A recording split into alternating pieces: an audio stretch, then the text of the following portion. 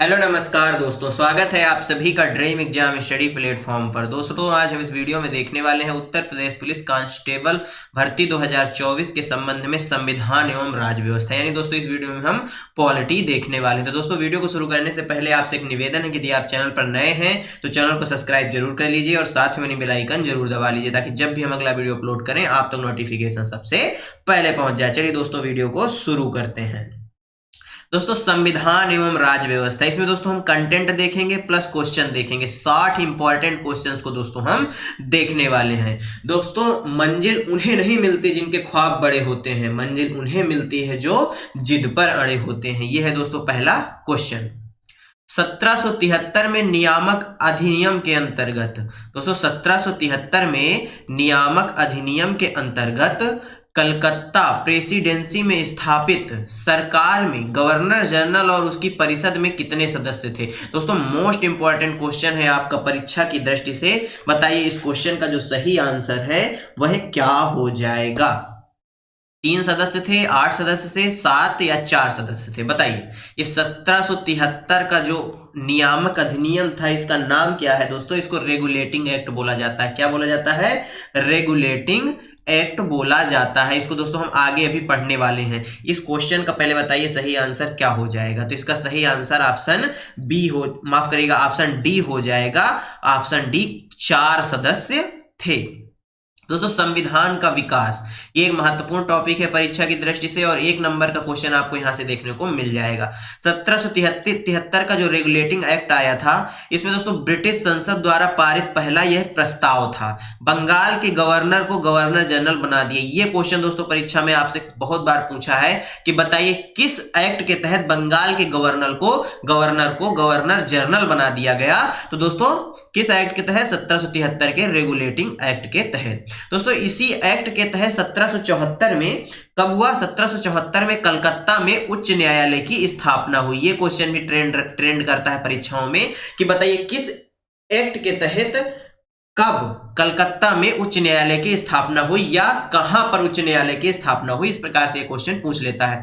दोस्तों कलकत्ता में उच्च न्यायालय की स्थापना हुई। 1833 का दोस्तों चार्टर एक्ट, बंगाल के गवर्नर जनरल को भारत का गवर्नर जनरल बना दिया गया। आपसे पूछता है परीक्षा में कि बताइए इस एक्ट के तहत बंगाल के गवर्नर जनरल को भारत का गवर्नर जनरल बना दिया गया। तो 1873 का जो चार्टर एक्ट था इसके तहत बना दिया। और भारत का पहला गवर्नर जनरल कौन बना?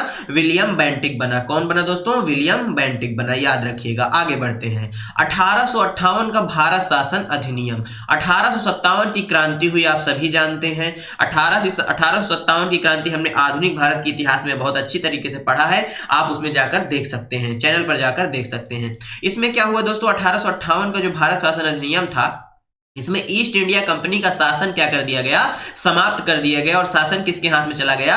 इंग्लैंड के महाराज या इंग्लैंड की महारानी के हाथों में चला गया। गवर्नर जनरल का जो पद था दोस्तों उसको वायसराय बना दिया गया। क्या कर दिया गया? गवर्नर जनरल को वायसराय बना दिया। और प्रथम वायसराय कौन थे भारत के? कैनिन थे। कौन थे? कैनिन थे। 1909 भारत परिषद अधिनियम। क्या दोस्तों? 1909 का भारत परिषद अधिनियम। इसको दोस्तों मार्ले मिंटो अधिनियम भी कहा जाता है। क्या कहा जाता है दोस्तों? मार्ले मिंटो अधिनियम भी कहा जाता है। इस अधिनियम के तहत दोस्तों पहले सत्येंद्र प्रसाद सिन्हा पहले भारतीय थे जो वायसराय की कार्यपालिका में प्रथम भारतीय विधि सदस्य के रूप में सम्मिलित हुए। याद रखिएगा। आगे बढ़ते हैं।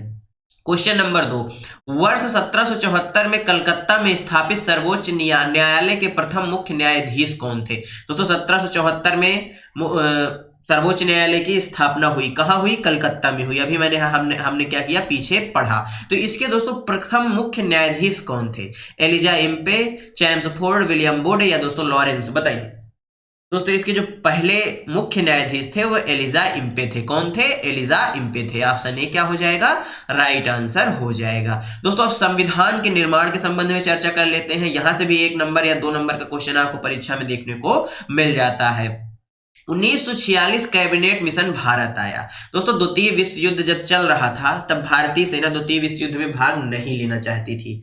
क्या भारतीय विश्व युद्ध में भाग नहीं लेना चाहते थे। तब इंग्लैंड के जो राजा थे या यूं कहें इंग्लैंड के जो प्रधानमंत्री थे उन्होंने कहा कि आप हमारा इस विश्व युद्ध में साथ दीजिए, हम आपको इसके बाद स्वतंत्र कर देंगे या आपके यहाँ पर कैबिनेट मिशन मतलब संविधान निर्माण के लिए एक समिति का गठन कर देंगे, ऐसा उन्होंने कहा। तो इस बात को जो हमारे गांधी जी थे उन्होंने कहा था पोस्ट डेटेड चेक, इसको भी याद रखिएगा। उसके बाद दोस्तों आता है 1946, जब कैबिनेट मिशन को भारत भेजा जाता है। कब भेजा जाता है? 1946 में कैबिनेट मिशन को भारत भेजा जाता है। इसके जो अध्यक्ष थे दोस्तों, इसमें 3 लोग थे। अध्यक्ष कौन थे इसमें? पैंथिक लॉरेंस थे। कौन थे? पैंथिक लॉरेंस थे।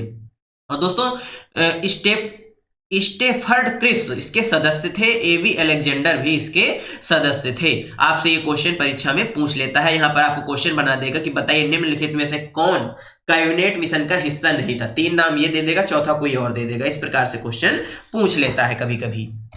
दोस्तों कैबिनेट मिशन भारत आया, फिर संविधान सभा का गठन किया गया, जिसमें दोस्तों संविधान सभा के जो अस्थायी अध्यक्ष थे वे सच्चिदानंद सिन्हा जी थे। कौन थे?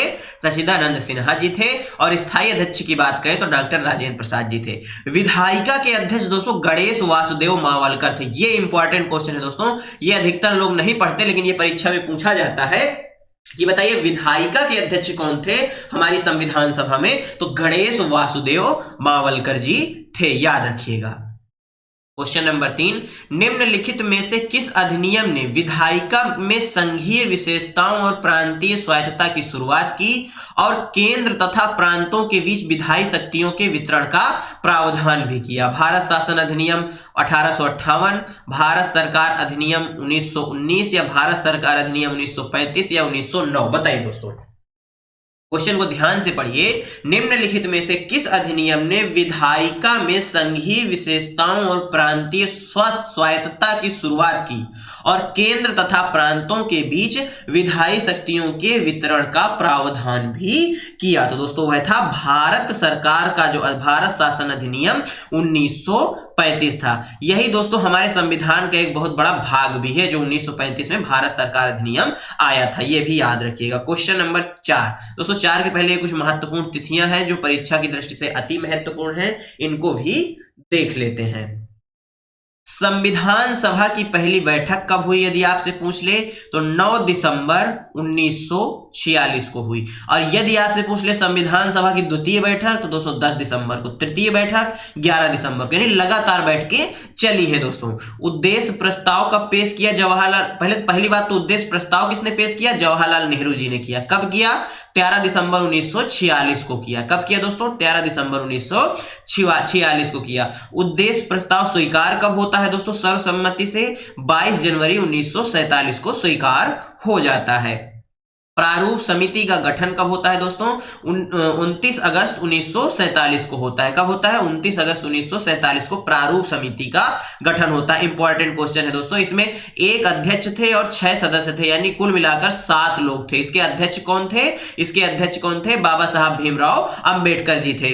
22 जुलाई 1947 को राष्ट्रध्वज अपनाया गया। यदि आपसे पूछ ले कि बताइए राष्ट्रध्वज कब अपनाया गया तो 22 जुलाई 1947 को अपनाया गया। वहीं 24 जनवरी 1950 को राष्ट्रगान और राष्ट्रगीति को अपनाया गया, याद रखिएगा। यहां पर नोट, एक महत्वपूर्ण नोट है दोस्तों, संविधान सभा द्वारा हाथी को प्रतीक के रूप में अपनाया गया। आपसे क्वेश्चन पूछ लेता है कि बताइए संविधान सभा द्वारा किसको प्रतीक के रूप में अपनाया गया तो हाथी को अपनाया गया, याद रखिएगा। आगे बढ़ते हैं। किस अधिनियम के द्वारा ब्रिटिश संसद ने चाय और चीनी के साथ व्यापार को छोड़कर ईआईसी के भारत के साथ व्यापारिक एकाधिकार को समाप्त कर दिया?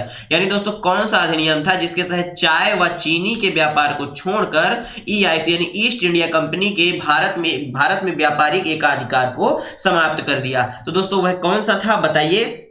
तो दोस्तों वह 1813 का क्या था? चार्टर अधिनियम था। और 1833 में पूर्णतः एकाधिकार को समाप्त कर दिया गया था, यह भी याद रखिएगा। इस क्वेश्चन का सही आंसर ऑप्शन ए हो जाएगा। दोस्तों समिति और अध्यक्ष, दोस्तों संविधान सभा की कुछ समितियां थी, संविधान सभा बनी थी, उसके बाद कुछ समितियां बनी थी, उनके अध्यक्ष कौन थे इसको भी देख लेते हैं, ये भी परीक्षा की दृष्टि से अति महत्वपूर्ण है। संघ शक्ति समिति, इसके अध्यक्ष कौन थे? जवाहरलाल नेहरू। संघीय संविधान समिति के अध्यक्ष जवाहरलाल नेहरू थे। प्रांतीय संविधान समिति के अध्यक्ष सरदार पटेल थे। प्रक्रिया नियम समिति के अध्यक्ष डॉक्टर राजेंद्र प्रसाद थे। संचालन समिति के अध्यक्ष डॉक्टर राजेंद्र प्रसाद थे। कार्य संचालन समिति के अध्यक्ष KM मुंशी साहब थे, इंपॉर्टेंट है दोस्तों। झंडा समिति के अध्यक्ष डॉक्टर राजेंद्र प्रसाद थे और प्रारूप समिति के अध्यक्ष डॉक्टर VR अम्बेडकर साहब थे, याद रखिएगा। पांचवा क्वेश्चन, लिखित संविधान का प्रारंभ निम्नलिखित में से किस देश में हुआ? इंपॉर्टेंट क्वेश्चन है दोस्तों परीक्षा की दृष्टि से। जापान में, भारत में, ब्रिटेन में, अमेरिका में? बताइए, लिखित संविधान का प्रारंभ सर्वप्रथम किस देश में हुआ? तो दोस्तों वह था अमेरिका। क्या दोस्तों? अमेरिका यानी USA, जिसको संयुक्त राज्य अमेरिका भी बोला जाता है। और दोस्तों सबसे बड़ा संविधान किसका है? हमारे सबसे बड़ा लिखित संविधान किसका है? भारत का है। किसका है? भारत का है, याद रखिएगा। क्वेश्चन नंबर दोस्तों 6, भारत के संविधान में उद्देशिका का विचार लिया गया था इटली के संविधान से, कनाडा के संविधान से, फ्रांस के संविधान से या USA के संविधान से? बताइए दोस्तों, भारत के संविधान में उद्देशिका का जो विचार है वह कहां से लिया गया? दोस्तों यदि बात कर लिया जाए कनाडा के संविधान से हमने क्या ग्रहण किया था, तो कनाडा के संविधान से दोस्तों हमने केंद्र द्वारा राज्य के राज्यपालों की नियुक्ति हमने कहां से ली थी? राज्यपाल का जो पद है वो हमने कहां से लिया है? कनाडा से लिया। और दोस्तों कनाडा से हमने संघीय व्यवस्था भी ली है। क्या ली है? संघीय व्यवस्था भी ली है, इसको भी याद रखिएगा। बताइए दोस्तों इस क्वेश्चन का जो सही आंसर है वह क्या हो जाएगा? USA के संविधान से हमने क्या लिया है? USA के संविधान से यदि पूछ ले क्या लिया है तो हमने संसदीय व्यवस्था ली है। क्या ली है? संसदीय व्यवस्था ली है। और विधि का शासन लिया है। क्या लिया है दोस्तों? विधि का शासन लिया है। इसके साथ साथ ही संयुक्त राज्य, माफ करिएगा दोस्तों गलत बता दिया मैंने, संसदीय व्यवस्था हमने ब्रिटेन से ली है। कहां से ली है दोस्तों? संसदीय व्यवस्था हमने ब्रिटेन से ली है। USA से हमने मूल अधिकार लिए हैं। क्या लिए हैं? मूल अधिकार लिए हैं। क्या लिए हैं दोस्तों?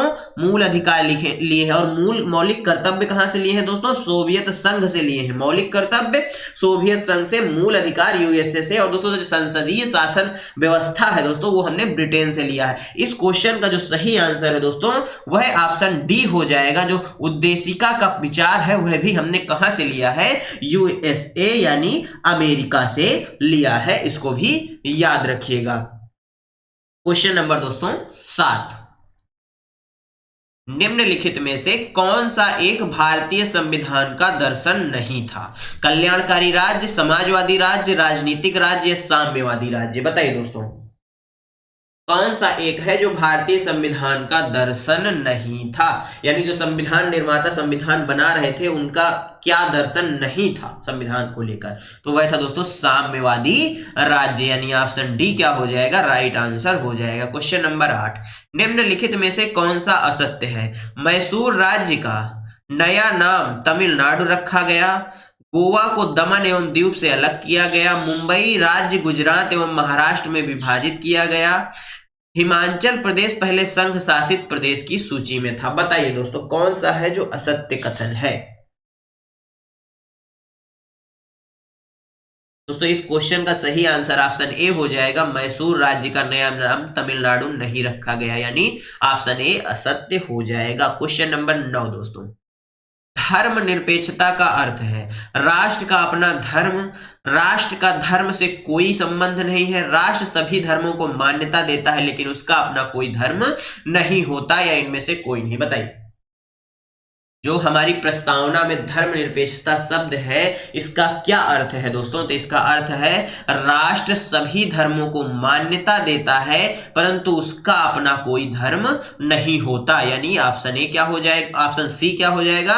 राइट आंसर हो जाएगा। क्वेश्चन नंबर 10, कल्याणकारी राज्य का क्या उद्देश्य है? अधिकतम संख्या का अधिकतम कल्याण सुनिश्चित करना, कमजोर वर्गों के कल्याण का प्रबंध करना, सभी नागरिकों को स्वास्थ्य सुविधाएं प्रदान करना, या उपयुक्त में से कोई नहीं? बताइए दोस्तों कल्याणकारी राज्य की अवधारणा का क्या अर्थ है?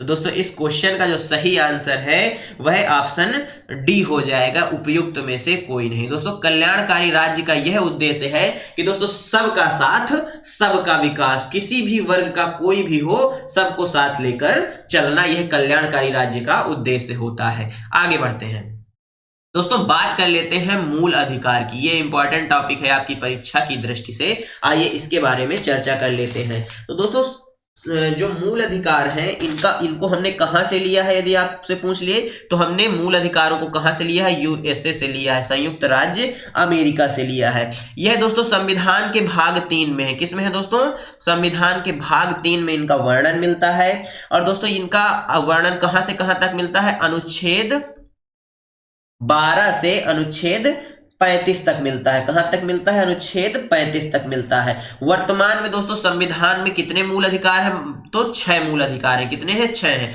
पर शुरुआत में कितने थे, 7 थे। तो दोस्तों संपत्ति के अधिकार को मूल अधिकार की श्रेणी से हटा दिया। कब हटाया गया, ये आप हमें कमेंट बॉक्स में बताएंगे। दोस्तों 44वें, चलिए बता देते हैं आपको, 44वें संविधान संशोधन के द्वारा जो हमारा संपत्ति का अधिकार मूल अधिकार था, इसको मूल अधिकार से हटाकर विधिक अधिकार बना दिया गया और इसको अनुच्छेद 300A में शामिल कर दिया गया। ये भी याद रखिएगा दोस्तों। यह 6 मूल अधिकार कौन कौन से हैं, समता का अधिकार, इसका दोस्तों समता का अधिकार, ये आपको अनुच्छेद 14 से 18 में मिलेगा। दूसरा है दोस्तों स्वतंत्रता का अधिकार, इसमें दोस्तों 19 से 21 में मिलेगा। तीसरा है दोस्तों शोषण के विरुद्ध अधिकार, किसके विरुद्ध अधिकार, शोषण के विरुद्ध अधिकार, ये आपको कहां मिलेगा, अनुच्छेद 23-24 में। किसमें दोस्तों, 23 से 24 में मिलेगा। इसके बाद आता है दोस्तों धर्म की स्वतंत्रता का अधिकार, किसका दोस्तों, धर्म की स्वतंत्रता का अधिकार, जो दोस्तों अनुच्छेद 25 और 28 में आता है। किसमें, 25 से 28 में आता है। पांचवा है दोस्तों संस्कृति एवं शिक्षा संबंधी अधिकार, यह दोस्तों अनुच्छेद 29 से 30 में आता है, 29 से 30 तक में आता है। वहीं संवैधानिक उपचारों का अधिकार अनुच्छेद 32 में आता है। किसका, संवैधानिक उपचारों का अधिकार, इसको बाबा साहब अम्बेडकर ने क्या कहा है, इसको भीमराव बाबा साहब अम्बेडकर ने अनुच्छेद 32 को क्या कहा है, संविधान की आत्मा कहा है। यह क्वेश्चन भी बार बार परीक्षाओं में ट्रेंड होता है कि बताइए निम्नलिखित में से किस अनुच्छेद को बाबा साहब भीमराव अम्बेडकर जी ने संविधान की आत्मा कहा है या हृदय कहा है। तो दोस्तों वह है अनुच्छेद 32, याद रखिएगा। आइए आगे बढ़ते हैं। क्वेश्चन नंबर दोस्तों 11, उच्चतम न्यायालय ने किस वाद में कहा कि उद्देशिका संविधान का अंग नहीं है, केशवानंद भारती, गोलकनाथ वाद में, या रघुनाथ राव वाद में, या बेरुवारी वाद में, बताइए दोस्तों। संविधान का भाग उद्देशिका नहीं है, ऐसा सुप्रीम कोर्ट ने, माननीय सुप्रीम कोर्ट ने किस वाद में कहा था, तो दोस्तों बेरुवारी वाद में ऐसा कहा था। और अब बताइए दोस्तों, आप हमें कमेंट बॉक्स में बताएंगे कि किस वाद में सुप्रीम कोर्ट ने कहा कि उद्देशिका संविधान का यानी प्रस्तावना संविधान का ही भाग है, ये आप हमें कमेंट बॉक्स में बताएंगे। क्वेश्चन नंबर 12, भारतीय नागरिकों के मूल कर्तव्यों का विवरण संविधान के किस भाग में दिया गया है, भाग 1 में, भाग 4A में, भाग 2 में, या भाग 4 में, बताइए दोस्तों। भारतीय नागरिकों के मूल कर्तव्यों का जो विवरण है वह संविधान के किस भाग में दिया गया है। तो इस क्वेश्चन का जो सही आंसर है वह ऑप्शन बी हो जाएगा, भाग 4A में दिया गया है। क्वेश्चन नंबर 13, भारतीय संविधान का भाग 8 किससे संबंधित है, राज्यों से, नगरपालिकाओं से, केंद्र शासित प्रदेशों से, या पंचायतों से, बताइए। भारतीय संविधान का जो भाग 8 है वह किससे संबंधित है, तो दोस्तों वह केंद्र शासित प्रदेशों से संबंधित है। भारतीय संविधान का भाग 16 संबंधित है प्रशासनिक अधिकरण से, अखिल भारतीय सेवाओं से, वित्त आयोग से, या दोस्तों कुछ वर्गों के लिए विशेष उपबंधों से, बताइए। भारतीय संविधान का जो भाग 16 है यह किससे संबंधित है, तो दोस्तों यह कुछ वर्गों के लिए विशेष उपबंध से संबंधित है, यानी ऑप्शन डी इस क्वेश्चन का क्या हो जाएगा, राइट आंसर हो जाएगा। क्वेश्चन नंबर दोस्तों 15, किस राज्य में विधान परिषद को स्थापना और समाप्ति का प्रावधान है, किस राज्य, भारतीय संविधान के अनुच्छेद, यहां पर पूछा गया है किसी राज्य में विधान परिषद को की स्थापना और समाप्ति का प्रावधान भारतीय संविधान के किस अनुच्छेद में है। दोस्तों अनुच्छेद 170, अनुच्छेद 169, अनुच्छेद 168 या अनुच्छेद 167 में, बताइए। इसलिए कहते हैं दोस्तों क्वेश्चन को ध्यान से पढ़ना चाहिए। अभी मैं जल्दीबाजी में पढ़ गया, क्वेश्चन ही समझ में नहीं आया तो आंसर कैसे पता चलेगा। तो इस क्वेश्चन का जो सही आंसर हो जाएगा अनुच्छेद 169 हो जाएगा। Question answer number B right answer हो जाएगा। अब दोस्तों बात कर लेते हैं मूल कर्तव्यों की। दोस्तों सबसे पहले बात करते हैं मूल कर्तव्यों को कहां से लिया गया है। तो दोस्तों सही सोवियत संघ से लिया गया है। कहां से लिया गया है? सोवियत संघ से मूल कर्तव्यों को लिया गया है। इनको दोस्तों 42वें संविधान संशोधन द्वारा, कौन से संविधान संशोधन द्वारा दोस्तों? 42वें संविधान संशोधन द्वारा हमारे संविधान में शामिल किया गया है। और दोस्तों यह किस भाग में है? तो यह भाग 4, भाग 4A या भाग 4 का भी बोल सकते हैं, में सम्मिलित है, याद रखिएगा। और यदि आपसे पूछ ले किस समिति की सिफारिश पर मूल कर्तव्यों को संविधान में शामिल किया गया, तो सरदार स्वर्ण सिंह समिति। कौन सी समिति? इंपॉर्टेंट समिति है दोस्तों, सरदार स्वर्ण सिंह समिति की सिफारिश पर इनको संविधान में शामिल किया गया। दोस्तों एक और महत्वपूर्ण यहां मूल कर्तव्यों से संबंधित क्वेश्चन बनता है कि बताइए किस संविधान संशोधन द्वारा शिक्षा के अधिकार को दोस्तों क्या बना दिया गया? मूल कर्तव्य बनाया गया और अधिकार बनाया गया। तो मूल अधिकार भी दोस्तों 86वें संविधान संशोधन से बनाया गया, और दोस्तों मौलिक कर्तव्य भी 86वें संविधान संशोधन से शिक्षा को बनाया गया, ये भी याद रखिएगा। दोस्तों जो 11वां मौलिक अधिकार बना वह दोस्तों शिक्षा बना। क्या बना? शिक्षा बना। मौलिक अधिकार नहीं दोस्तों, मौलिक कर्तव्य बना। दोस्तों ये संशोधन कब हुआ दोस्तों? 2002 में हुआ, याद रखिएगा। आगे बढ़ते हैं। भारत के संविधान की 11वीं अनुसूची में कितने विषय हैं? 22 विषय, 24 विषय, 29 विषय या 32 विषय? बताइए।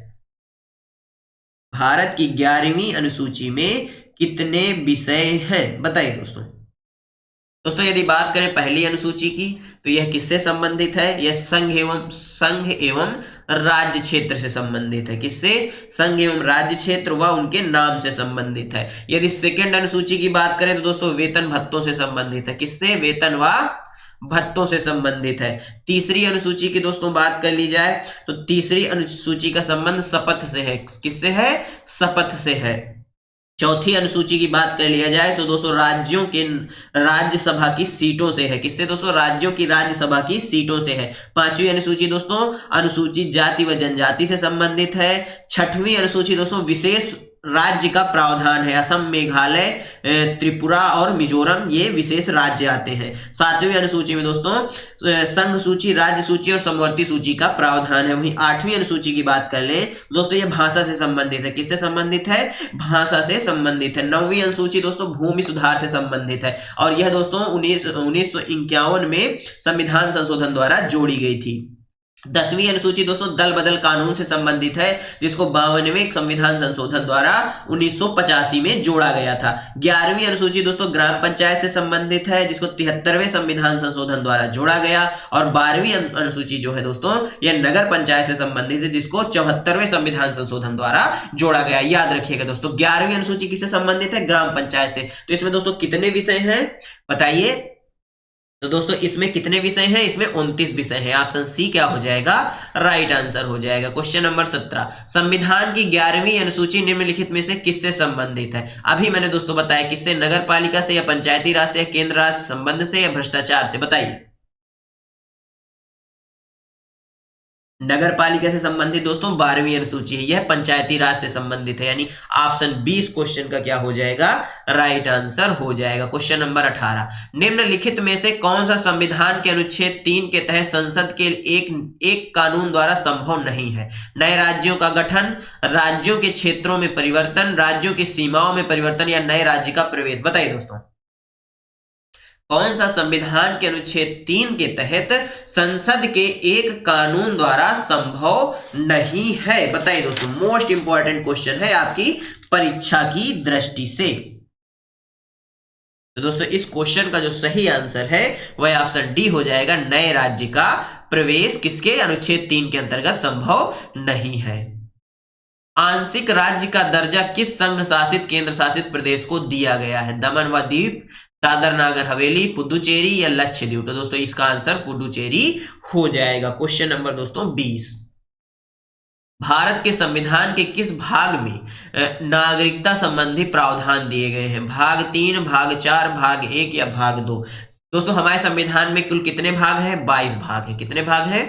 22 भाग है दोस्तों। याद रखिएगा, गूगल पे मत जाइएगा, गूगल तो आपको बहुत ज्यादा बताएगा, लेकिन हकीकत यही है, क्वेश्चन का आंसर यही होगा कि हमारे संविधान में 22 भाग हैं और अनुच्छेद कितने हैं आप बताइए कमेंट बॉक्स में, और सूचियां कितनी है 12 है। कितनी है दोस्तों 12 है, इसको याद रखिएगा। आगे बढ़ते हैं। इस क्वेश्चन का दोस्तों सही आंसर क्या हो जाएगा, डी हो जाएगा, भाग 2 नागरिकता से संबंधित है। किस तिथि के बाद भारत में जन्म लेने वाले व्यक्ति को जन्मजात भारतीय नागरिक समझा जाता है? 24 जनवरी 1950, 26 जनवरी 1950, 26 नवंबर 1950 या 24 नवंबर 1949? बताइए दोस्तों इस क्वेश्चन का सही आंसर। तो इसका सही आंसर ऑप्शन बी हो जाएगा, 26 जनवरी 1950 को हमारा संविधान लागू होता है, और इस दिन के बाद जो व्यक्ति भारत में जन्म लिए उनको भारत की जन्मजात नागरिकता प्राप्त हो जाती है। क्वेश्चन नंबर 22 दोस्तों, संसद के बारे में थोड़ी सी चर्चा कर लेते हैं। आखिर संसद के बारे में आप क्या जानते हैं बताइए। संविधान के अनुच्छेद दोस्तों, अनुच्छेद 79 में संसद का उल्लेख है। संसद के अंतर्गत दोस्तों राष्ट्रपति, लोकसभा, राज्यसभा संसद के क्या होते हैं, अभिन्न अंग माने जाते हैं। दोस्तों अनुच्छेद 80 में राज्यसभा व अनुच्छेद 81 में दोस्तों 80 में राज्यसभा, 81 में लोकसभा। 79 में क्या हो गया दोस्तों, 79 में क्या हो गया, संसद हो गई। 81 में क्या हो गया, राज्यसभा हो गया, माफ करिएगा 80 में राज्यसभा हो गई, 81 में लोकसभा हो गई। इसको याद रखिएगा। आगे बढ़ते हैं दोस्तों। भारत के संविधान का कौन सा भाग कल्याणकारी राज्य के आदर्श की घोषणा करता है? राज्य के नीति निर्देशक तत्व, मूल अधिकार, उद्देशिका या 7वीं अनुसूची? तो इसका संबंध दोस्तों ऑप्शन ए, राज्य के नीति निर्देशक तथ्यों से हो जाएगा। क्वेश्चन नंबर दोस्तों अगला, भारत में न्यायपालिका का कार्यपालिका से पृथककरण किससे व्यादेशित है, यानी किसके द्वारा न्यायपालिका कार्यपालिका से अलग होती है? संविधान की उद्देशिका के द्वारा, राज्य के नीति निर्देशक तथ्यों के द्वारा या 7वीं अनुसूची के द्वारा, या दोस्तों परंपरागत व्यवहार के द्वारा? बताइए इस क्वेश्चन का सही आंसर क्या हो जाएगा दोस्तों, राज्य के नीति निर्देशक तथ्यों के द्वारा। ऑप्शन बी क्या हो जाएगा, राइट आंसर हो जाएगा। क्वेश्चन नंबर दोस्तों 24, राज्य के नीति निर्देशक तत्व सहज अध्ययन के लिए निम्न में से कौन से भागों में विभाजित किए जा सकते हैं? समाजवादी, उदार बौद्धिकतावादी, गांधीवादी या उपयुक्त सभी? बताइए दोस्तों। कुल मिला के राज्य के नीति निर्देशक तथ्यों का दोस्तों अध्ययन करने के लिए अन्य नाम दिए गए हैं, तो कौन कौन से हो सकते हैं? तो दोस्तों उपयुक्त सभी, इनको दोस्तों गांधीवादी भी कहा जाता है, उदार बौद्धिकतावादी और समाजवादी भी कहा जाता है। भारतीय संविधान ने देश की शासन प्रणाली के रूप में किस व्यवस्था को अपनाया है? संसदीय शासन प्रणाली, जनसंख्या प्रणाली या संविधान संशोधन प्रणाली या न्यायपालिका प्रणाली? बताइए, भारतीय संविधान ने देश की शासन प्रणाली के रूप में किस व्यवस्था को अपनाया है? बताइए दोस्तों, किस व्यवस्था को अपनाया है? संसदीय शासन प्रणाली को अपनाया है। और दोस्तों संसदीय शासन प्रणाली हमने कहां से ली है? ब्रिटेन से ली है। कहां से ली है? ब्रिटेन से ली है, याद रखिएगा। क्वेश्चन नंबर 26, भारतीय संसद के कितने सदन हैं? 2 सदन, 1 सदन, 3 सदन या 4 सदन? बताइए दोस्तों, भारतीय संसद के कितने सदन हैं? तो दोस्तों इसके 2 सदन हैं। कितने हैं? 2 सदन है। कौन कौन से? एक है उच्च सदन और एक है निम्न सदन। उच्च सदन कौन सा है? राज्यसभा है, और निम्न सदन कौन सा है? लोकसभा है, याद रखिएगा। आगे बढ़ते हैं दोस्तों, नीति आयोग की यहां पर चर्चा कर लेते हैं। इससे आपको परीक्षा में एक क्वेश्चन देखने को जरूर मिल जाएगा। दोस्तों जो नीति आयोग है, इसका जो गठन है वह दोस्तों 1 जनवरी कब होता है?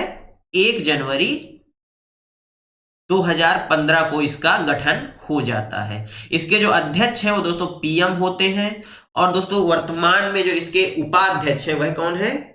दोस्तों यदि उपाध्यक्ष की बात कर लें तो अरविंद पनगड़िया हैं। कौन है? नीति आयोग के उपाध्यक्ष अरविंद पनगड़िया जी हैं। कौन है दोस्तों? अरविंद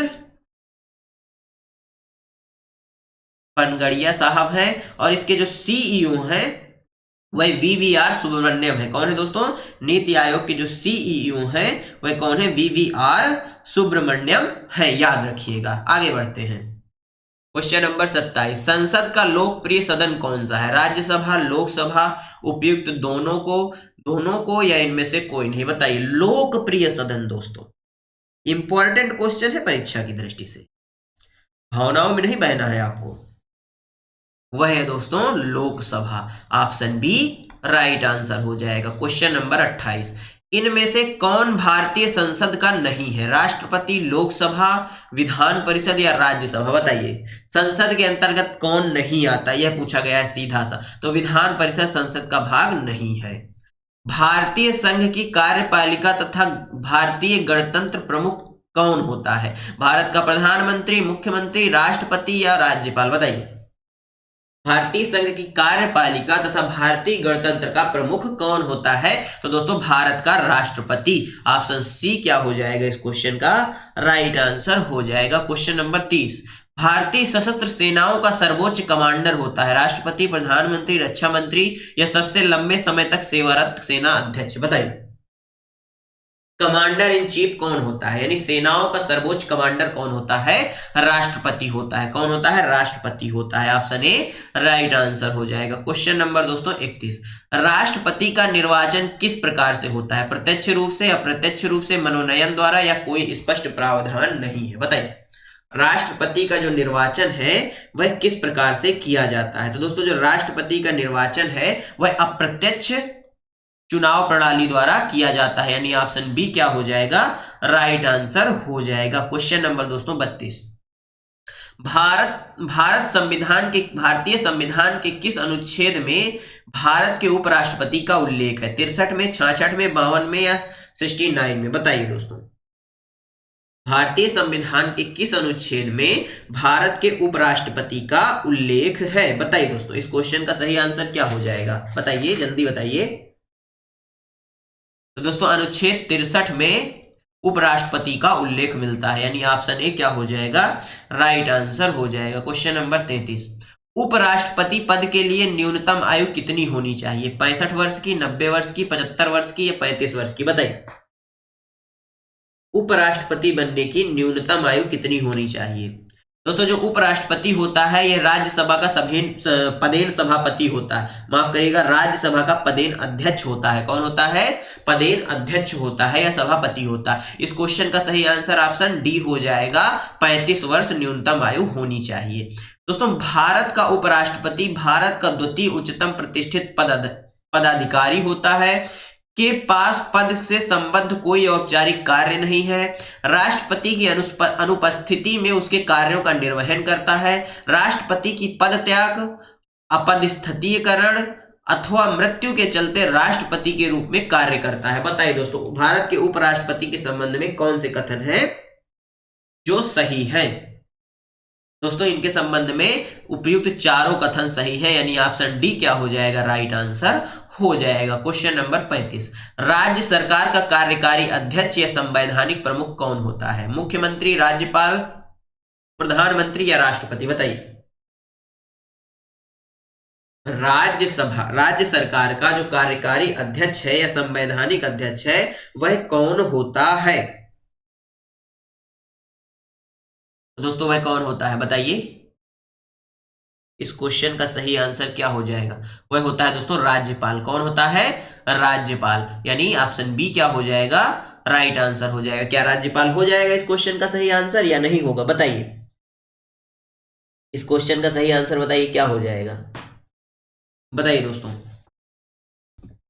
अगला क्वेश्चन देखते हैं दोस्तों। इस क्वेश्चन का सही आंसर ऑप्शन बी हो जाएगा। क्वेश्चन नंबर 36, भारतीय संविधान के किस संशोधन द्वारा यह प्रावधान किया गया है कि किसी व्यक्ति को 2 या 2 से अधिक राज्यों का राज्यपाल भी नियुक्त किया जा सकता है? 7वें संविधान संशोधन, 52वें, 8वें या 11वें? बताइए दोस्तों इस संविधान संशोधन द्वारा यह प्रावधान किया गया है कि कोई एक व्यक्ति दो या दो से अधिक राज्यों का राज्यपाल नियुक्त किया जा सकता है। तो दोस्तों 7वें संविधान संशोधन 1956 के द्वारा यह प्रावधान किया गया है।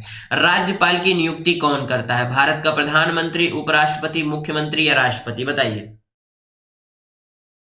दोस्तों ऐसा प्रावधान है कि जो राज्यपाल होता है केंद्र में दोस्तों राष्ट्रपति होता है और राज्य में राज्यपाल होता है, आप सभी जानते हैं। तो राज्यपाल राष्ट्रपति का क्या होता है, प्रतिनिधि होता है। क्या होता है दोस्तों, प्रतिनिधि होता है, यानी राज्य में राष्ट्रपति के स्थान पर राज्यपाल काम करता है। तो इसलिए दोस्तों राष्ट्रपति इसकी नियुक्ति करते हैं। ऑप्शन डी क्या हो जाएगा, राइट आंसर हो जाएगा।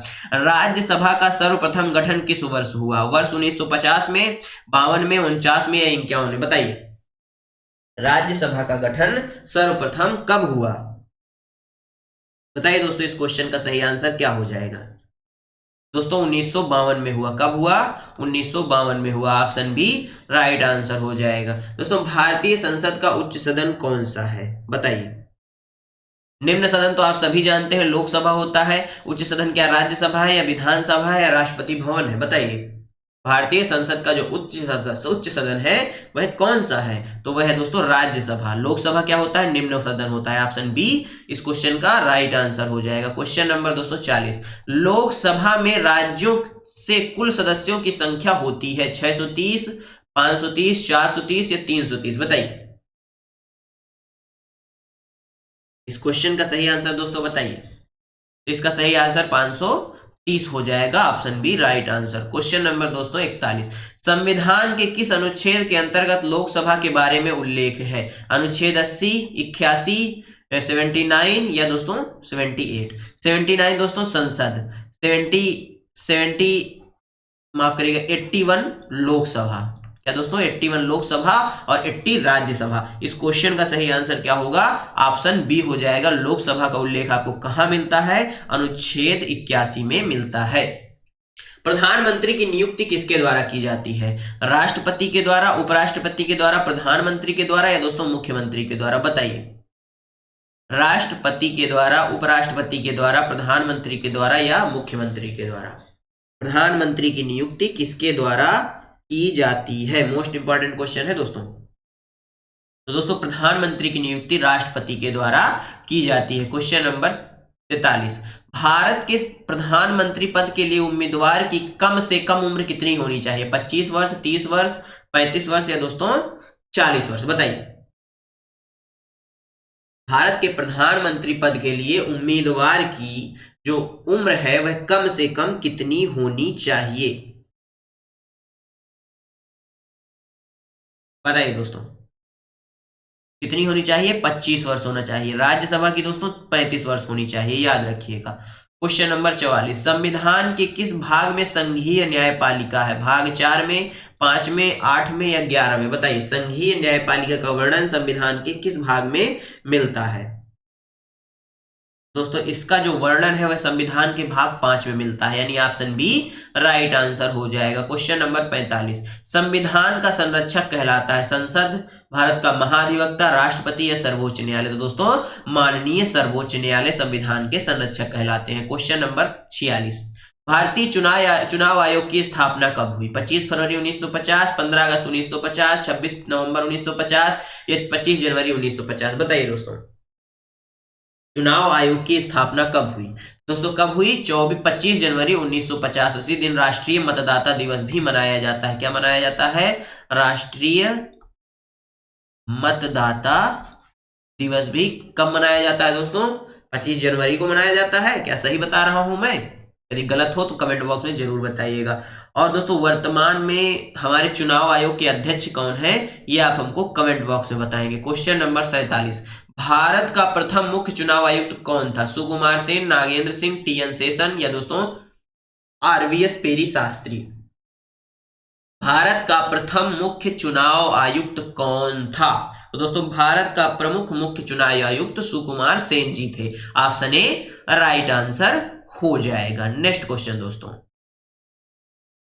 भारत के मुख्य चुनाव आयुक्त और चुनाव आयुक्तों की नियुक्ति कौन करता है, उपराष्ट्रपति, मुख्य न्यायाधीश, प्रधानमंत्री या राष्ट्रपति, बताइए। भारत के मुख्य चुनाव आयुक्त और चुनाव आयुक्तों की नियुक्ति कौन करता है, यानी दोस्तों मुख्य 3 लोग होते हैं चुनाव आयुक्त, एक मुख्य होते हैं और 2 सदस्य होते हैं। तो इनकी नियुक्ति कौन करता है, भारत के राष्ट्रपति करते हैं। अगला क्वेश्चन, राज्य चुनाव आयुक्त की नियुक्ति कौन करता है, मुख्य चुनाव आयुक्त, राष्ट्रपति, मुख्यमंत्री या राज्यपाल, बताइए। राज्य चुनाव आयुक्त की नियुक्ति कौन करेगा, तो दोस्तों राज्य चुनाव आयुक्त की नियुक्ति राज्यपाल करेंगे। कौन करेंगे? राज्यपाल करेंगे। Option D right answer. Question number 50, केंद्र राज्य संबंध किस सूची में है? 7वीं, 8वीं, 6वीं या 9वीं? बताइए। केंद्र राज्य संबंध किस सूची में है? तो दोस्तों यह 7वीं अनुसूची में है। क्वेश्चन नंबर 51, निम्नलिखित में से कौन सा विषय राज्य सूची का नहीं है? कृषि, जेल, रक्षा या सिंचाई? बताइए राज्य सूची का विषय कौन सा है जो नहीं है? तो दोस्तों रक्षा जो है यह राज्य सूची का नहीं विषय है, बल्कि इसका है दोस्तों, ये कमेंट बॉक्स में बताएंगे आप। क्वेश्चन नंबर दोस्तों 52, भारत में सही मायने में स्थानीय स्वशासन का जनक किसे माना जाता है? मेयो को, रिपन को, कर्जन को या क्लाइव को? बताइए स्थानीय स्वशासन का जनक किसे माना जाता है सही मायने में? दोस्तों रिपन को माना जाता है। किसको माना जाता है? रिपन को माना जाता है। Option B right answer. Panchayati Raj संस्थाओं को संवैधानिक मान्यता प्रदान करने की अनुशंसा करने वाली समिति का नाम था? अशोक मेहता समिति, के संथानम समिति, LM सिंघवी समिति या GV के राव समिति? बताइए पंचायती राज संस्थाओं को संवैधानिक मान्यता प्रदान करने की अनुशंसा करने वाली समिति का नाम क्या था? तो दोस्तों इसका नाम था, बताइए। तो दोस्तों इस क्वेश्चन का सही आंसर क्या हो जाएगा? ऑप्शन सी हो जाएगा। क्या हो जाएगा दोस्तों? ऑप्शन सी हो जाएगा, LM सिंघवी समिति। क्वेश्चन नंबर 54, भारतीय संविधान के अंतर्गत कितने प्रकार के आपातकाल की बात की गई है? 2, 3, 4 या 1? बताइए। भारतीय संविधान के अंतर्गत 3 प्रकार के आपातकालों की चर्चा की गई है। संविधान के किस अनुच्छेद के तहत आपातकाल की उद्घोषणा राष्ट्रपति करता है? 352, 356, 360 या 368? दोस्तों अनुच्छेद 352 के तहत। क्वेश्चन नंबर 56, संविधान के किस संशोधन को भारत का मिनी संविधान कहा जाता है और इसे 1976 ईस्वी में राष्ट्रीय आपातकाल के दौरान में लाया गया था? 54वां, 24वां, 25वां या 42वां? तो दोस्तों वह था 42वां संविधान संशोधन। ऑप्शन डी क्या हो जाएगा? राइट आंसर हो जाएगा। क्वेश्चन नंबर 57, निम्नलिखित में से किस संविधान संशोधन के द्वारा संविधान की 8वीं अनुसूची में बोडो, डोंगरी, मैथिली और संथाली भाषा को सम्मिलित किया गया था? 90वां संविधान संशोधन, 91वां, 92वां या 93वां? बताइए दोस्तों इस क्वेश्चन का सही आंसर क्या हो जाएगा? तो दोस्तों इसका सही आंसर ऑप्शन सी हो जाएगा, 92वां संविधान संशोधन। निम्नलिखित में से किस राज्य ने संस्कृत भाषा को राज्य की द्वितीय राज्य भाषा का दर्जा दिया? बिहार ने, छत्तीसगढ़ ने, उत्तर प्रदेश ने या उत्तराखंड ने? बताइए। तो वह था दोस्तों उत्तराखंड। कौन था? Uttarakhand. Option D right answer. Question number दोस्तों 59, भारत के राष्ट्रीय चिन्ह को किस दिन अपनाया गया था? 15 अगस्त 1952 को, 26 जनवरी 1950 को, 15 अगस्त 1947 को या 26 जनवरी 1959 को? राष्ट्रीय चिन्ह को दोस्तों कब अपनाया गया था? इंपॉर्टेंट क्वेश्चन है। 26 जनवरी 1950 को। भारत में दहेज निषेध अधिनियम निम्नलिखित में से किस वर्ष पारित किया गया था? बताइए दोस्तों इस क्वेश्चन का सही आंसर क्या हो जाएगा? 1967, 1961, 1952 या 1959? इंपॉर्टेंट क्वेश्चन है दोस्तों। इस क्वेश्चन का सही आंसर 1961 हो जाएगा। दहेज निषेध जो अधिनियम है 1961 में बनाया गया था। तो दोस्तों ये थे आज के क्वेश्चन। आपको कैसे लगे? यदि आपको क्वेश्चन अच्छे लगे हों तो वीडियो को लाइक कर दीजिएगा, दोस्तों के साथ शेयर कर दीजिएगा। यदि आप चैनल पर नए हैं तो चैनल को सब्सक्राइब जरूर कर लीजिएगा। दोस्तों अब हम साइंस पढ़ने वाले हैं और दोस्तों हम जियोग्राफी पढ़ने वाले हैं। 2 ही बचे हैं हमारे, उनको हम 2 दिन में कंप्लीट कर लेंगे। दोस्तों कल आपकी शायद क्लास नहीं होगी, परसों और नरसों 2 दिन में हम कंप्लीट कर लेंगे, फिर आप रिवीजन कर लीजिएगा। चलिए मिलते हैं आपसे अगले वीडियो में, तब तक के लिए जय हिंद, जय भारत। अपना और अपनों का ख्याल रखिए, सभी का सम्मान करिए। धन्यवाद दोस्तों।